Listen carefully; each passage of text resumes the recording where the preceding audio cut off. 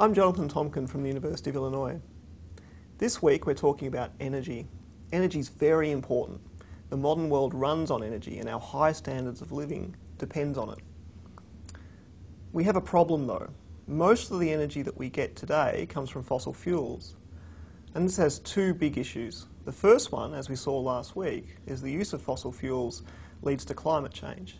And if we want to avoid large-scale climate change, we probably have to cut back on the amount of fossil fuels that we use. Second problem is that fossil fuels are a finite resource.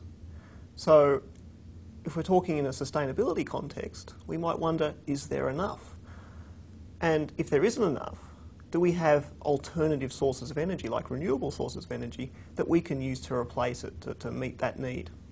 So this week we're going to look at that issue. Do we have enough fossil fuels? And what happens if we run out? Is there enough renewable energy? And what are our other energy options? Renewable energy sources don't produce carbon dioxide emissions at the same rate as fossil fuels, but right now they're more expensive. As a consequence, they're only a tiny part of our energy portfolio. Can we ramp them up in the future? In fact, most of the renewable energy that we get today comes from biomass. That's from growing things that we can turn into energy. For example, wood gets burnt in stoves. The problem with this, of course, is it takes up a lot of land, and that land has a lot of other potential uses, including growing food. Diverting Midwest corn crops to biofuel, for example, producing ethanol, has driven up corn prices. So, where do we get most of our energy from? As you can see in this pie chart, most comes from fossil fuels. Most of the renewable energy is biomass. Renewable energy sources are in principle inexhaustible. If we look at the little breakout pie chart of renewable energy sources, we can see that it's mainly taken up with biomass and hydropower, and not necessarily the first things that we think about when we think about the new renewable energy sources, such as photovoltaic solar power, PV solar, or wind power. And in a lot of ways, our goal to reach a renewable energy future depends on expanding these parts of the pie. Energy use in the world is very unequal. Modern industrial countries use a lot, developing countries use less. If we look at this graph, we can see that countries like Australia or the United States use much more per person than other places in the world. But being a developed country doesn't mean that you have to use as much as the United States or Australia. For example, if we look at Western Europe, we can see they use much less. So this suggests that there are other strategies, apart from finding new energy sources, to reduce our carbon footprint. The United States is a good example of a country that uses almost all conventional power. If we look at this list, we can see coal, natural gas, petrol, nuclear power make up the vast majority of the energy footprint of the country. In fact, only 8% is what we might call advanced renewables.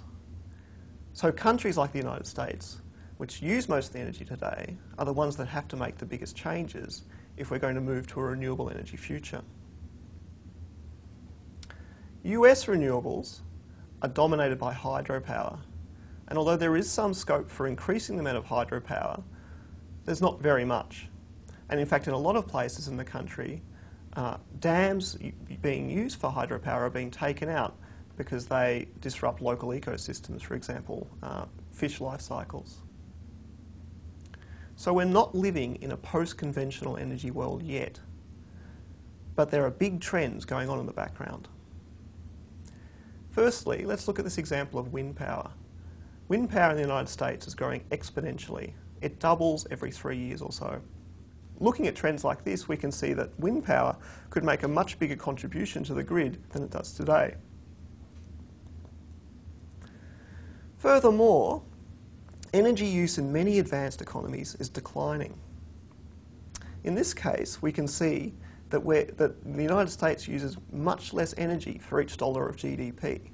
So for each value of production, advanced economies like America don't require nearly as much energy as they did a few decades ago. This means that Even the United States, one of the most profligate users of energy in the world, has not seen big increases in the amount of energy required to run its advanced economy. In fact, it's been broadly flat for decades. This is despite increases in living standards and increases in the population. So maybe we're not on a J curve for energy, but we still use a lot. This is a picture of Rotterdam shooting energy into the atmosphere as a memorandum of a previous bombing. And what if fossil fuels do run out in the next few years or decades? Are we in a position where we could switch? We're going to examine these issues in the next few lectures, and we're going to start by looking at the biggest issue of all, oil. Produced by OCE Atlas Digital Media at the University of Illinois, Urbana-Champaign.